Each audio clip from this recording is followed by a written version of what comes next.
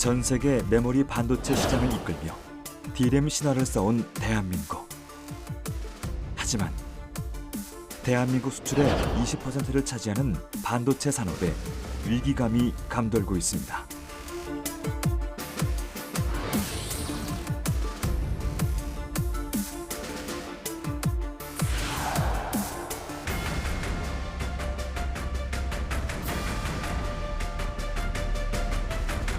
도전자들의 추격이 거세진 한국 반도체 시장. 게다가 설상가상으로 한국이 자랑하던 메모리 반도체 시장은 점점 입지가 좁아지고 있습니다. 자국 반도체 산업을 보호하고 육성하기 위한 국가 간의 경쟁이 점점 심화되고 있습니다. 세계 시장을 메모리를 이어서 세계 시장을 제패할 수 있도록 이끌어가야 할 것이라고 믿습니다. 한 치 앞도 보이지 않는 세계 반도체 시장의 틈 속에서 반도체 강국의 위치를 지킬 수 있는 방법은 무엇일까요? 메모리 반도체 강국에서 인공지능 반도체 강국으로 변신하는 대한민국 반도체 시장을 진단해 봅니다.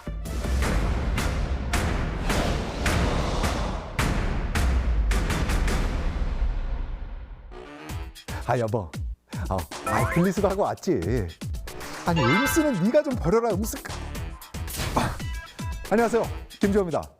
여러분들은 이 스마트폰을 하루에 몇 번이나 보시나요? 2018년 미국의 한 조사기관의 연구 결과에 따르면 20, 30대 현대인은 스마트폰 화면을 하루 평균 2,600회 터치하는 것으로 조사됐고요. 스마트폰을 자주 이용하는 상위 10%의 평균 터치 횟수는 하루 평균 5,400회에 달한다고 합니다.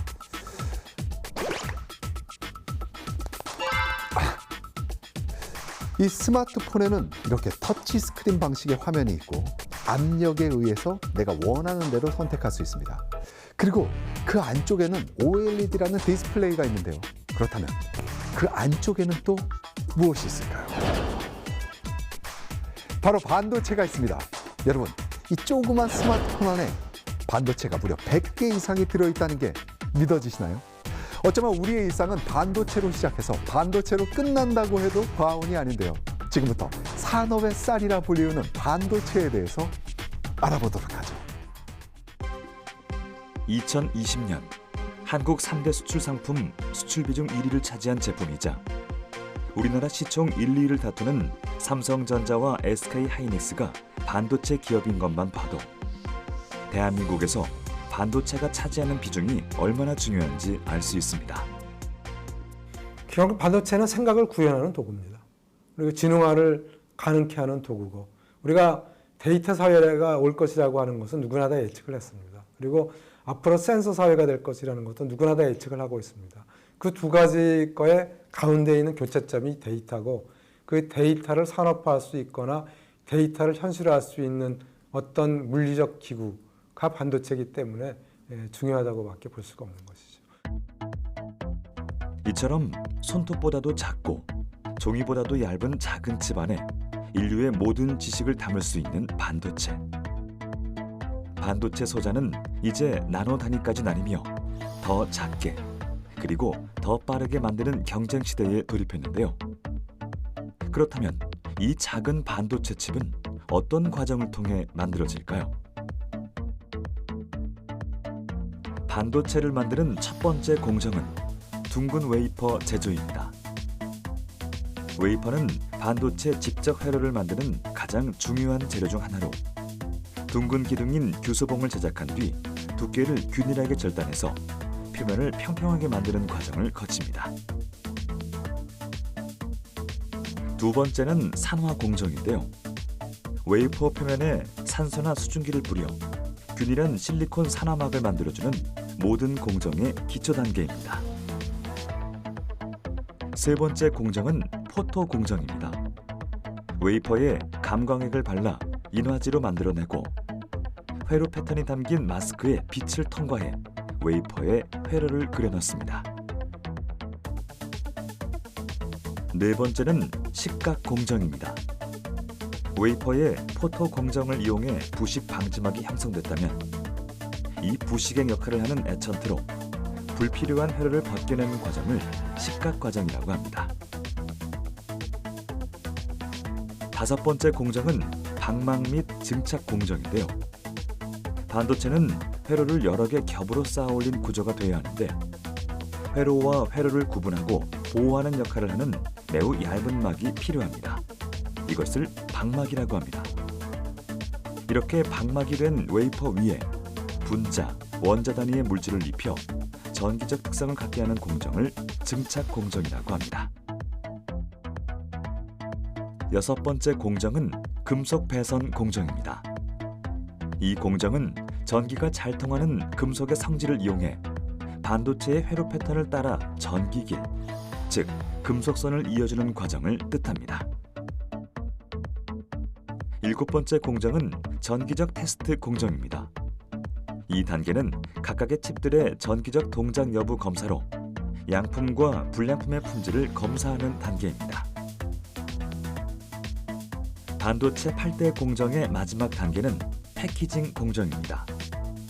패키징은 칩을 외부 환경으로부터 보호하고 반도체가 탑재될 기기와 전기적, 물리적으로 연결해주는 기본적인 역할뿐 아니라 고객의 요구에 따라 패키지의 두께, 성능을 조절해 제품의 가치를 높이게 됩니다. 이렇게 만들어진 반도체 칩은 저장 방법과 생산 방식에 따라 여러 가지 분류로 나눌 수 있는데요. 먼저 정보를 저장하는 메모리 반도체와 정보를 빨리 연산해서 처리해내는 우리가 흔히 비메모리 반도체라 부르는 시스템 반도체로 나눌 수 있습니다.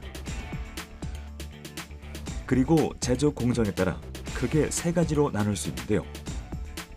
설계부터 생산까지 모든 반도체 공정을 갖춘 종합 반도체 회사와 반도체 설계만 전문적으로 하는 팹리스. 팹리스 회사에서 설계한 설계도를 위탁받아 반도체 생산을 전문적으로 하는 파운드리 회사로 나눌 수 있습니다. 우리나라 중소기업들은 설계를 하는 팹리스 형태로 운영되고 있고 삼성전자나 SK하이닉스는 전 세계에서 인정받는 종합 반도체 회사로 자리매김했습니다. 여러분은 우리나라가 반도체 시장에서 세계 몇 위라고 생각하시나요? 우리가 반도체 세계 1위라고 알고 있지만 실상은 자세히 들여다보면 조금 다릅니다. 한때 반도체를 메모리와 비메모리 이렇게 두 분류로 나눠서 불렀는데요. 우리 반도체 시장이 세계에서 선두를 달렸던 분야는 D램 반도체로 잘 알려진 메모리 분야였습니다. 자, 지금 그래프를 보시면 한국은 특히 종합 반도체 기업 일명 IDM 부분에서 미국에 이어 2위를 차지하며 두각을 나타내고 있는데요. 하지만 이는 메모리 반도체 경쟁력이 강한 삼성전자와 SK하이닉스의 매출 규모가 큰 영향 때문이었죠. 반면에 반도체 설계 부분인 팹리스 부분은 한국의 시장 점유율이 1%에 불과합니다. 1위 미국, 2위 대만, 3위 중국과 비교해도 많이 뒤떨어지는데요. 메모리 반도체에만 편중된 한국 반도체 산업의 현실은 앞으로 풀어야 할 숙제입니다. 데이터를 저장하는 메모리 반도체와 달리 중앙 처리 장치처럼 데이터를 해석, 계산, 처리하는 비메모리 반도체인 시스템 반도체는 정보 연산, 처리 등의 강한 면모를 보이는데요. 스마트폰, 자동차, 사물 인터넷 등 수많은 전자기기에 쓰이는 반도체가 바로 시스템 반도체입니다. 이런 시스템 반도체 점유율은 단연 미국이 앞서고 있습니다. 인텔, 엔비디아 등 파운드리와 팹리스 분야에서 독보적인 우위를 점하고 있기 때문인데요. 그에 반해 우리나라는 시스템 반도체 부분에선 중국에 비해서도 점유율이 점점 낮아지고 있는 형국입니다. 메모리 반도체는 이미 가점 구도로 고착화가 되고 있고요. 반면에 이제 시스템 반도체라고 부르는 비메모리 쪽은 각각의 강자들이 계속해서 경쟁력을 부각하고 있습니다. 특히 TSMC의 그 시장 지배력은 계속해서 올라가고 있고요. 그리고 이제 GPU 같은 경우에도 엔비디아의 경쟁력이 계속해서 유지되고 있고, 반면에 이제 인텔 같은 경우에는 CPU에서의 경쟁력은 좀 일정 부분 잃고 있지만 또 최근 들어서 예장형 GPU 시장에 들어오고 또 파운드리 시장에 또 재진출하면서 글로벌하게 보면 비메모리 반도체라고 부르는 시스템 반도체의 그 경쟁은 더욱더 심화되지 않을까, 그렇게 저희는 예상하고 있습니다. 또한 반도체 시장의 공급망이 흔들리며 반도체 시장 자체에 대한 우려가 커지고 있습니다. 차량용 반도체 공급난으로 완성차 생산에 대규모 차질이 빚어지는 사태가 최근 들어 오히려 악화일로입니다. 전 세계적인 반도체 부족 사태가 내년에도 이어지다 2023년에야 풀릴 것으로 관측돼 전후방 산업 연관 효과가 큰 공장 가동의 어려움이 가중됐습니다. 이 작은 칩 하나 때문에 자동차 생산 라인이 멈추는 산업의 악순환이 시작된 것인데요. 반도체 부족 현상을 해소하기 위해 전 세계 반도체 기업들의 노력에도 불구하고 왜 반도체 공급 부족 현상은 발생하게 된 것일까요? 자동차에 대한 교체주의가 좀 빨라졌어요. 이제 그러다 보니까 이제 자동차에 대한 수요가 갑자기 늘면서 또 전기 자동차에 대한 이러한 것들이 수요가 늘면서 거기에 있는 반도체가 많이 필요하게 된 것이죠. 그런데 이제 그 일반 반도체를 하는 파운드리는 좀 더 생산량이 많은 쪽으로 먼저 배분을 합니다. 그러다 보니까 이런 컴퓨터나 PC나 이런 쪽으로 생산량을 할애를 하고 생산량이 적은 자동차용은 생산을 뒤늦게 만드는 거죠. 지난 2021년 정부는 K-반도체 벨트 구축을 내걸으며 반도체 산업 육성을 위한 지원을 아끼지 않겠다고 밝혔는데요. 인프라 지원 확대, 반도체 성장 기반 강화, 반도체 위기 대응력 제고 등이 주요 내용입니다. 또한 대기업 위주의 반도체 생산을 벗어나 중소기업 발전을 위한 노력을 다각화하는 정책도 발표했지만 이미 반도체 시장 경쟁은 각자의 사업 영역을 초월해 보이지 않는 전쟁이 벌어지고 있는데요. 그 전쟁 한가운데는 인공지능 반도체가 있습니다. 그리고 지금 이 순간에도 인공지능 반도체 시장은 계속해서 진화하기 때문에 잠시라도 멈출 수가 없는 것이죠. 세계 반도체 시장은 시스템 반도체에서 생각하는 반도체, 말 그대로 인공지능 반도체로 하루가 다르게 변해가고 있습니다. 스스로 학습하고 진화하는 반도체로 넘어가는 중인데요. 2030년이 되면 시스템 반도체 시장의 3분의 1가량이 인공지능 반도체가 차지할 거란 전망이 나오고 있습니다. 그렇다면 우리는 지금 인공지능 반도체, 즉 지능형 반도체 시장에 어떤 대비를 하고 있을까요? 전 세계 메모리 반도체 시장을 이끌며 D램 신화를 써온 대한민국. 하지만 4차 산업혁명과 비대면 경제의 가속화에 따라 반도체 시장은 고효율, 저전력, 그리고 대용량의 정보를 처리할 수 있는 인공지능 반도체 구조로 빠르게 개편되고 있습니다. 가파르게 성장하고 있는 인공지능 반도체 시장에서 대한민국은 반도체 강국이 될 수 있을까요?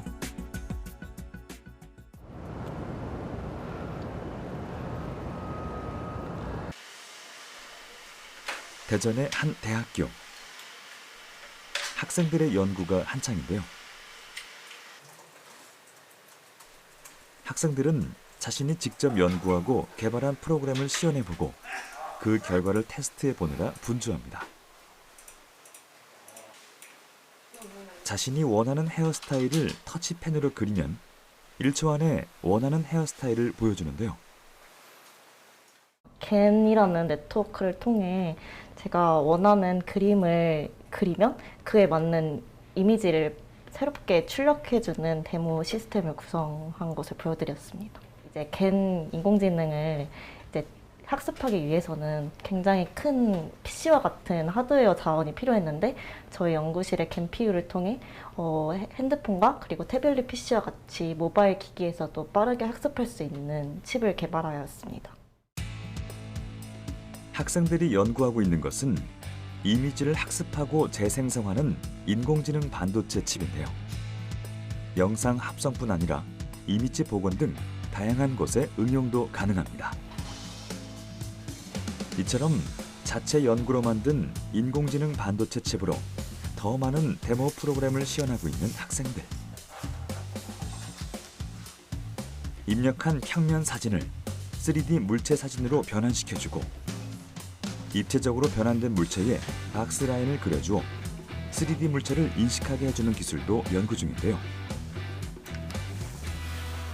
자율주행이나 AR, VR 시스템에서 3D 정보는 필수인 만큼 더 빠르고 저전력으로 시스템을 구현해낼 수 있는 인공지능 반도체 연구가 더욱 중요해졌습니다.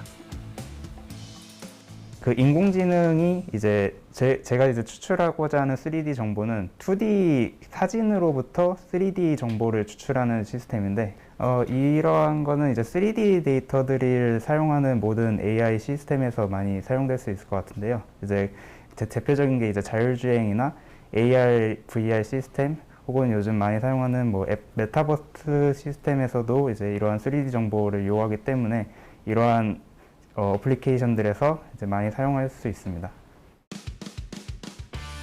이곳 연구팀은 그 외에도 다양한 분야에 쓰이는 반도체 칩을 연구 중이지만 무엇보다 가장 관심을 끄는 건 자율주행차에 탑재될 인공지능 반도체 칩입니다. 자율주행 차량에선 차량 제어뿐 아니라 차량과 운전자의 상호관계도 중요한데요. 지금 연구 중인 반도체는 운전자의 행동을 인식하고 운전자의 시선까지 파악해서 실시간으로 대응할 수 있는 시스템을 만들어줍니다. 인공지능 반도체가 비상 상황에 맞게 적절하게 대응해주는 시스템이자 자율주행 차량에는 반드시 필요한 기술입니다. 인공지능을 사용해서 이제 운전자의 상태를 측정하고 그 다음에 운전자의 시야를 측정을 하게 되는데 인터넷 연결이 불안정하다던가 하는 상황에 많은 지연 시간이 발생하게 되고 이는 즉각적인 대응을 못 해주기 때문에 자율주행과 같이 그 즉각적인 대응이 필요한 어플리케이션에서는 그런 지연 시간이 치명적으로 발생하게 됩니다. 따라서 결국에는 이게 칩이 로컬에서 아주 작은 전력 소모만을 하면서도 그 인공지능 가속을 할 수 있고 그를 통해서 이제 아주 빠른 지연 시간만으로도 저희의 상태를 측정할 수 있어야 더 안전한 자율주행 시스템이 만들어질 수 있기 때문에 그 최대한의 저전력의 인공지능 가속을 통해서 이 시스템을 구현할 수 있습니다. 인공지능 반도체라는 말도 낯설던 시절부터 이 분야를 연구해온 유회준 교수. 인공지능 반도체 분야에선 권위자로 꼽히는데요. 특히 반도체 분야의 올림픽으로 불리며 회로 분야에서 가장 권위 있는 국제고체회로 설계학회, 일명 ISSCC에서 아시아 교수 중 최초로 기조연설을 하며 인공지능 칩 현황과 미래 비전을 제시하는 등 연구하고 행동하는 교수님으로 잘 알려져 있습니다. 최근엔 지능형 반도체 선도기술 개발 사업을 추진하며 후진 양성과 인공지능 반도체 개발에 한창인데요. 그에게 우리나라 인공지능 반도체에 대해 물었습니다. 우리나라 그 인공지능 반도체 기술력은 세계 탑이라고 생각을 합니다. 다만 소프트웨어부터 제품화까지 이르는 그 밸류 체인 또는 그 에코시스템이 아주 구축이 안 돼 있어서 어느 부분은 앞서 있고 어느 부분은 좀 뒤떨어져 있어서 전반적으로는 그 미국이나 중국보다도 좀 뒤떨어졌다고 생각을 합니다. 그래서 소프트웨어와 반도체 칩 그리고 시스템을 엮는 이 에코시스템만 구축이 된다면 우리나라가 세계를 리드할 것이라고 전망됩니다. 인류의 미래를 바꿀 인공지능 반도체. 시스템 반도체에 속하는 인공지능 반도체는 학습과 추론, 그 외에 대규모 연산까지 수행하는 인간의 뇌와 비슷한 기능을 수행하며 인공지능 서비스 최적화를 위해 다양한 분야로 나뉘어 개발되고 있습니다. 클라우드 서버를 넘어 모바일, 자동차, 가전 등 전방위적 분야로 확산될 잠재적 거대한 시장이기도 합니다. 영국의 글로벌 시장 조사 기관인 IHS 마켓은 2025년 글로벌 인공지능 반도체 매출은 1,289억 달러에 이를 것으로 추산하고 있는데요. 그래서 글로벌 기업들의 집중 투자는 물론 비반도체 기술 기업들도 발빠르게 움직이고 있는데요. 그야말로 국가적 기술 역량을 총동원하고 있는 상황입니다. 아직 누구도 절대적인 강자가 존재하고 있지 않기에 그 경쟁은 더욱 치열해지고 있습니다. 4차 산업혁명의 핵심 기술 인공지능. 그렇다면 과연 다른 나라는 인공지능 반도체 시장을 어떻게 대비하고 있을까요? 한국과 마찬가지로 현재 반도체 소위 공급난에 따라서 투자가 급속도로 확산이 되고 있는 추세입니다. 예를 들어서 텍사스의 경우에만 보더라도요.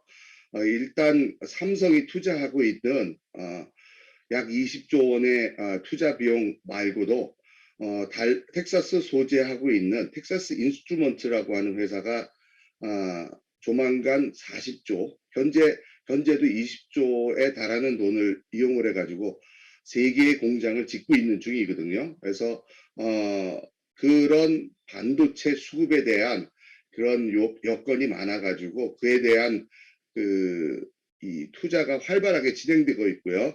물론 기업에 통한 투자뿐만이 아니라 소위 말해가지고 칩스라고 하는 특별 법안을 올려서 미국 정부에서 투자를 하려고 하고 있는 계획이 있습니다. 그동안 반도체 기술은 뒤처져 있던 인텔이 부활을 선언하며 3나노급인 인텔4를 2023년 하반기까지 상용화한다고 밝혔습니다. 또 위탁 제조, 파운드리 분야에 재도전하겠다며 반도체 선두 탈환의 야심을 드러냈는데요. 인텔의 기술력이 아직 부족하다는 우려의 목소리도 크지만 그래도 인텔이 위협적인 이유는 반도체가 산업의 인프라라며 지원하는 바이든 정부가 뒤에 있기 때문입니다.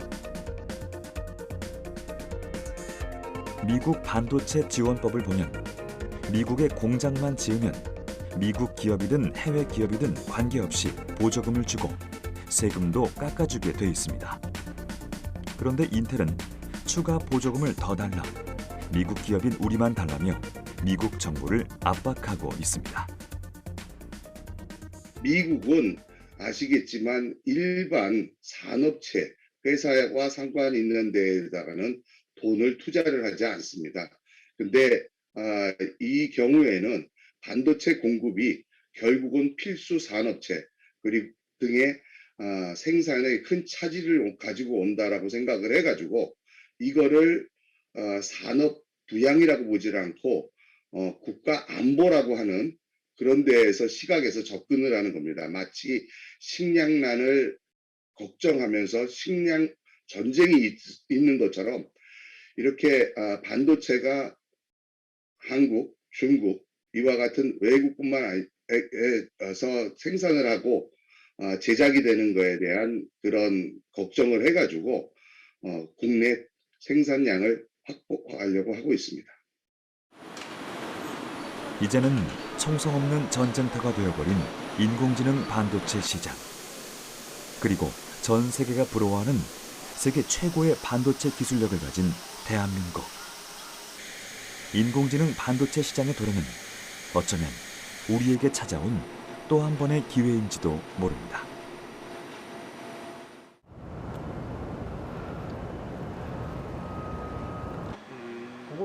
지난 2020년 4월 이곳 한국전자통신연구원에서 인간의 뇌 신경망을 모방한 인공지능 반도체 개발에 성공해 반도체 업계를 깜짝 놀라게 했습니다. 기존 반도체보다 가격은 50배 낮고 성능은 25배 높인 고효율 인공지능 반도체가 국내 연구진에 의해 개발됐습니다. 바로 이 작은 칩이 이곳 연구팀이 개발한 AB9이라는 인공지능 반도체 칩인데요. AI 산업의 경쟁력을 좌우할 핵심 기술 인공지능 반도체는 더 작은 몸집으로 더 높은 성능을 자랑하며 우리 생활 속으로 다가오고 있습니다. 무궁무진한 힘을 가진 이 작은 칩, 대체 어떻게 개발하게 된 걸까요? 국내 시스템 반도체의 역사를 보면은 한 2010년대를 거치면서 많이 약해진 게 사실이었고요. 저희는 이제 국가연구소에서 시스템 반도체 또는 이 설계형 반도체의 새로운 어떤 발전 방향을 모색하던 중에 여러 어플리케이션 중에서도 저희가 인공지능에 주목을 하게 되었고요. 인공지능이 필요로 하는 많은 연산량을 실제로 이제 그 빠른 시간 내에 실행해 줄 수 있는 것이 줄 수 있는 기술이 반도체밖에 없었기 때문에 시스템 반도체 또는 연산형 반도체의 새로운 분야로서 우리 지능형 반도체, 즉 인공지능 반도체 기술 개발을 시작을 하게 되었습니다. 2017년부터 NPU, 즉 신경망 연산 처리 장치를 기반으로 한 인공지능 반도체 개발에 몰두해온 연구팀. 시스템 반도체의 필요성에 대한 시대적인 흐름은 인공지능 반도체 연구에 대한 갈증으로 이어졌고, 결국 연구팀은 독자적인 소프트웨어를 기획해 인공지능 반도체 개발에 성공했습니다. 그동안 중앙 처리 장치엔 CPU, AP 등이 주로 쓰였는데요. 계산 방식 처리에는 적합했지만 시대의 발전에 따라 딥러닝 등 복잡한 연산 방식에는 어느 정도 한계가 있는 것이 사실입니다. 특히 인공지능을 위한 딥러닝은 사람처럼 추론하는 연산 기능이 중요하기 때문에 높은 연산 능력을 가진 칩을 개발하는 것이 중요한데요. 이걸 애트리에서 개발해낸 것입니다. NPU 반도체는 그 인공지능 컴퓨팅을 위한, 인공지능에서 특히 많이 쓰이는 방법이 딥러닝이라고 하는 방법인데, 딥러닝 알고리즘을 필요로 하는 연산을 빠르고 낮은 전력으로 계산해주고 실행해주는 그런 반도체가 되겠습니다. 일반적으로 그 딥러닝이라고 하는 알고리즘이 기존의 그 스마트폰에서 사용하는 AP라고 하는 반도체에서 실행할 때 AP에 대체적으로 1000배 정도의 연산량을 필요로 합니다. 그래서 그 NPU는 그 AP의 1000배 정도에 해당되는 그 대규모의 연산을 빠른 속도로 실행해주는 그런 반도체가 되겠습니다. 그렇다면 인공지능 반도체는 일반 반도체와 비교해서 얼마나 빠를까요? 일반 PC에서 사용하는 CPU 메모리 환경과 애트리 연구진이 개발한 인공지능 반도체 AB9의 환경을 비교한 겁니다. 한눈에 봐도 사물을 인식하는 속도 차이가 확연히 드러나는데요. CPU에서 메모리 환경은 4초당 1프레임이 처리되는 반면에 인공지능 반도체 환경에서는 초당 12프레임 이상 처리되는 것을 확인할 수 있습니다. 체감 속도가 무려 50배 이상 차이가 나는데요. 그뿐만이 아닙니다. AI 알고리즘 처리를 위해 입출력 데이터를 16GB까지 저장할 수 있는 메모리와 데이터 이동 속도를 빠르게 하기 위한 인터페이스도 적용해서 대규모 연산을 동시에 처리할 수 있는 고성능 칩이 탄생하게 된 것입니다. 다른 이제 기존에 나와 있는 신경망, 인공지능 하드웨어랑 비교했을 때 이제 저희가 만든 게 일단 파워 전력 소모가 굉장히 낮고 속도도 이제 상용되는 칩들과 거의 비슷한 수준을 유지하면서도 이제 저전력으로 동작할 수 있고, 그러면서 에너지가 조금 드는 게 저희만의 장점이라고 볼 수 있습니다. 인공지능 반도체의 개발로 가장 기대되는 분야는 자율주행 자동차. 더욱 안전한 주행을 위해 한 대당 약 2,000개의 반도체가 필요할 것으로 보이는데요. 그러기 위해선 풀어야 할 숙제가 있습니다. 바로 저전력 기술을 확보하는 것인데요. 연구팀이 만든 인공지능 반도체 AB9에서는 기존 대비 20배, 크게는 30분의 1로 전력을 감소시키는 설비를 했습니다. 그 결과로 1초에 40조 본의 연산과 15에서 40W 수준의 낮은 전력 소모라는 2마리 토끼를 잡는 데 성공했습니다.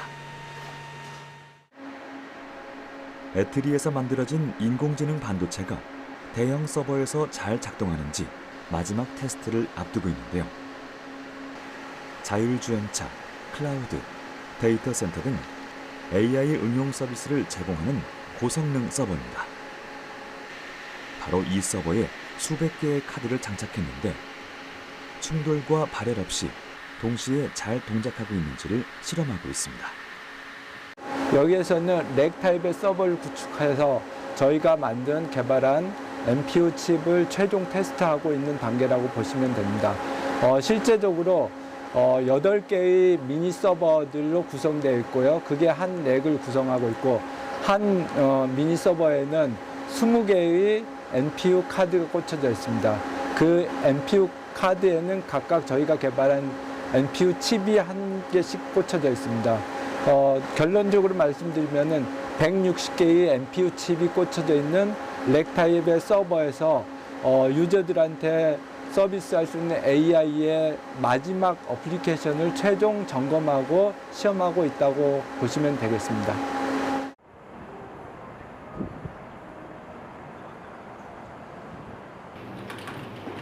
수원에 위치한 한 기업.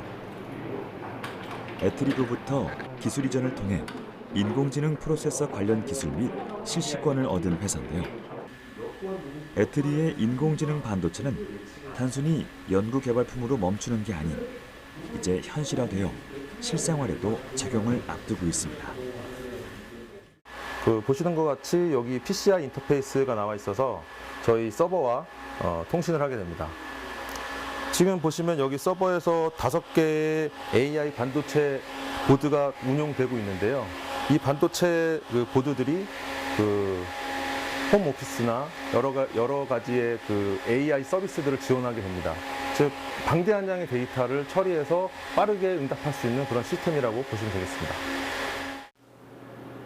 이곳에선 안면 인식으로 출입국 심사를 완료하는 시스템 개발을 연구 중인데요. 수분에서 수십 분 걸리던 출입국 심사를 안면 인식 한 단계로 줄일 수 있습니다.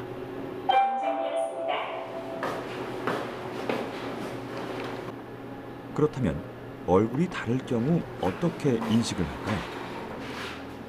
일치하지 않습니다. 다시 얼굴을 맞춰주세요.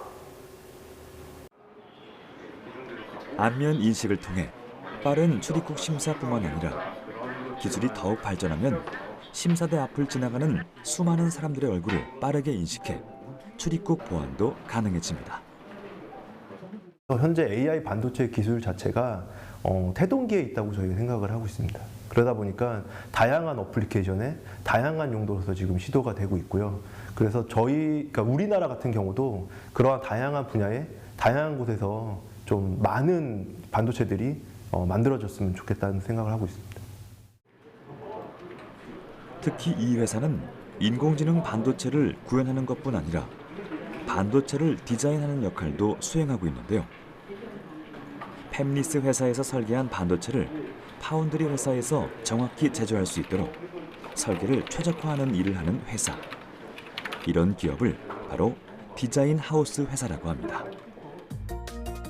또한 이곳은 파운드리 전문업체인 TSMC의 8개밖에 없는 공식 협력사 중의 하나이자 국내에서는 유일한 회사이기도 합니다. 고객사와 개발 초기 단계부터 협업을 통해서 설계 조언을 해드리기도 하고요. 그리고 팹으로부터 웨이퍼가 나오게 되면은 테스트, 패키지, 그리고 양산 전 과정에 걸쳐서 턴키 솔루션을 제공할 수 있는 회사입니다. 저의 이러한 장점 덕분에 저희가 2019년도에 TSMC로부터 VCA, 밸류 체인 어그리게이터라고 하는 자격을 취득하게 되었습니다. 반도체 시장은 점점 세분화되고 기업의 이익을 위해선 서로 협력하고 때론 경쟁하며 발전해 나가는데요. 세계 주요 국가들은 자국 내 인공지능 반도체 산업 육성을 위해 적극적인 정책을 펼치고 있습니다. 특히 중국과 타이완 등은 국가 정책 비전을 인공지능 반도체로 내세우고 스타트업 육성을 위해 공격적으로 나서고 있다는 게 전문가들의 진단입니다. 많은 IT 기업들이 모여있는 판교 테크노밸리. 이곳은 인공신경망 처리 장치, 일명 NPU 기반 인공지능 반도체를 설계하는 국내 팹리스 스타트업인데요. 이젠 대기업뿐 아니라 인공지능 반도체 시장에서 다양한 스타트 기업들이 두각을 나타내고 있습니다. 전 세계를 다니면서 IBM이라든가 시스코라든가 애플 같은 회사를 가면서 CPU, GPU, NPU 같은 프로세서들을 만드는 일들을 했습니다. 우리나라는 지금까지 CPU, GPU를 통해서 완전히 외산 기술에 종속됐었고 천문학적인 로열티를 지불해왔기 때문에 이 문제를 제가 해결하고 싶었고 그래서 창업을 했고 제가 원하는 것은 이제 NPU를 기술 독립시킴으로써 기여를 할 수 있다고 믿어서 창업을 했습니다. 인공지능 반도체 스타트업의 창업은 정부의 적극적인 정책과 지원도 뒤따랐습니다. 정부는 지난 2020년 10년간 1조 원이 넘는 자금을 투입해 인공지능 반도체 시장에서 스타트업 점유율을 20%로 올린다는 계획을 발표했습니다. 첨단 하드웨어나 소프트웨어를 취급하는 딥테크 스타트업 중 ICT 분야, 반도체 분야의 투자는 해가 다르게 성장세를 보이는데요. 그만큼 국내 인공지능 반도체 스타트업의 생태계가 활성화되고 있다는 증거이기도 합니다. 인공지능 반도체 스타트업이 발전하기 위해선 아이디어와 독보적인 기술력이 중요한데요. 이곳에서 개발 중인 NPU 프로세서는 대규모의 병렬 연산을 효율적으로 처리할 수 있어 초당 200장에 이르는 이미지를 인식할 수 있습니다. 수천 개 이상의 연산을 동시에 처리해야 하는 딥러닝 알고리즘에 최적화되어 있습니다. 작은 칩 하나가 가져올 생활의 변화는 무궁무진한데요. 사물 인터넷, 스마트 모빌리티, 스마트 팩토리, 증강현실 등 다양한 산업 분야에 응용되고 그것은 일상생활의 다양한 변화를 불러올 것이라고 전문가들은 예상하고 있습니다. 때문에 이런 스타트업 회사들의 도전과 발전이 필요한 이유이기도 합니다. 이 상황을 이제 돌파하려면 딱 한 가지 이벤트가 있으면 될 것 같은데 세계 최고 수준의 기술을 가지고 세계 시장에서 경쟁할 수 있는 성공적인 기업이 하나 먼저 나오면 이 나머지 모든 것들은 해결될 걸로 기대하고 있습니다.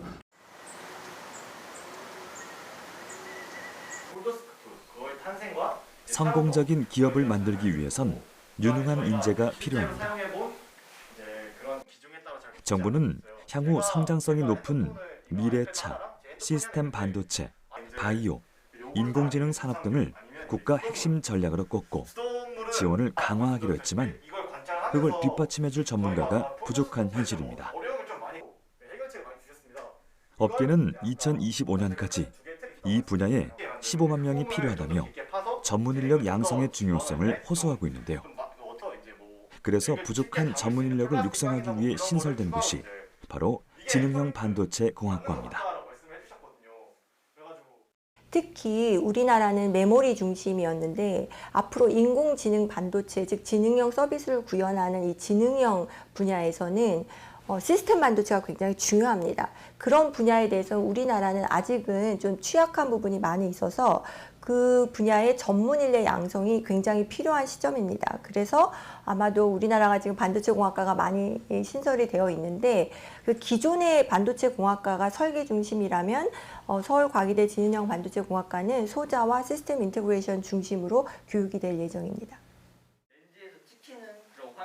2022년 입학한 신입생들은 신설된 학과이기 때문에 반도체의 기초 단계를 배우고 있는데요.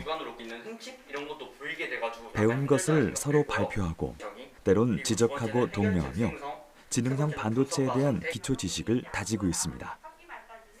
하지만 신입생들에게 무엇보다 더 소중한 것은 자신들의 손으로 지능형 반도체의 미래를 만들어낼 수 있다는 희망과 기대감입니다.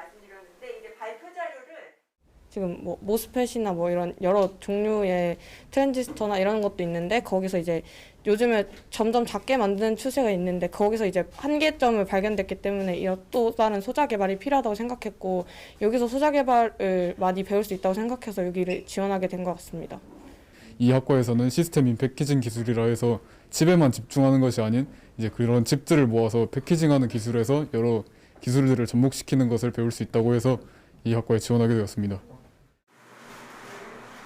오늘은 학생들이 입학 후 처음으로 클린룸에 들어가는데요. 방진복으로 갈아입는 순간에 진짜로 예비 반도체인이 되었다는 걸 느낀다고 합니다. 이론 교육이 교수진에게 배우는 간접 경험이라면 실습 교육 시간에는 기업이 실제 사용하는 반도체 제조 장비를 활용해서 실무 감각을 익히는데요. 산업 현장과 유사한 반도체 제조 환경에서 실습하는 만큼 졸업 후 곧바로 현장에서 일하더라도 별다른 어려움이 없다고 하는데요. 이처럼 예비 반도체인들의 노력은 인공지능 반도체 강국이란 타이틀을 획득하는 밑거름이 될 것입니다. 내일을 위해 오늘도 열정을 불태우는 예비 반도체인들은 지금 어떤 꿈을 꾸고 있을까요?